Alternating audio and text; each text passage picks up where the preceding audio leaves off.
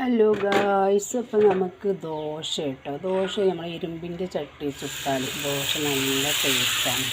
അപ്പോൾ ഇപ്പം ഞാൻ നോൺ സ്റ്റിക്കിൻ്റെ ചട്ടി ഇപ്പം അങ്ങനെ വല്ലാതെ ഉപയോഗിക്കില്ല കേട്ടോ. വാങ്ങിയത് ചീത്താവുന്നവരെ അങ്ങനെ ഉപയോഗിക്കുക എന്നല്ലാതെ അത് ഞാൻ പിന്നെ ഫുള്ളായിട്ട് ഞാൻ ഉപയോഗിക്കാതിരിക്കാൻ നോക്കുക കേട്ടോ.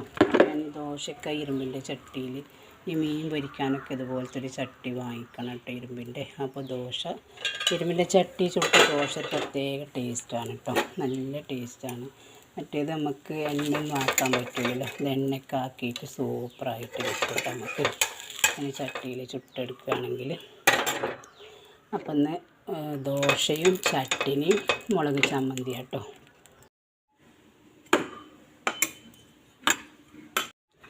സാധാരണ നമ്മൾ നോൺ സ്റ്റിക്കിൻ്റെ ചട്ടിയിൽ ചുട്ടെടുക്കുകയാണെങ്കിൽ നമ്മൾ ദോശ പരത്തുന്ന സമയത്ത് ഇങ്ങനെ ചുരുണ്ട് പോകില്ലേ. ഇത് നമുക്ക് ചുരുണ്ട് പോകുന്നില്ല കേട്ടോ, നമുക്ക് സിമ്പിളായിട്ട് തന്നെ പരത്തിയെടുക്കാൻ പറ്റും. ഇതിൻ്റെ ദോശക്കല്ലുണ്ട് കേട്ടോ, അപ്പോൾ ഇങ്ങനെ കുഴിയില്ലാത്ത ടൈപ്പ്. അപ്പോൾ ഇനി അതൊന്ന് വാങ്ങിക്കണം വിചാരിക്കാൻ വേണ്ടിയാണ്. ഇതിൻ്റെ അപ്പച്ചട്ടി കേട്ടോ. പടപ്പ് പടപ്പോട് പിരിശത്തിനാളി പഠിച്ചോൻ്റെ കാരുണ്യം കിട്ടുന്നത് കണ്ടാളി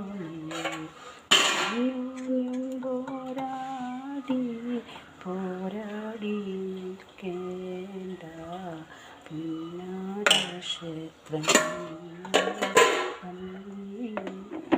തീർക്കേണ്ട.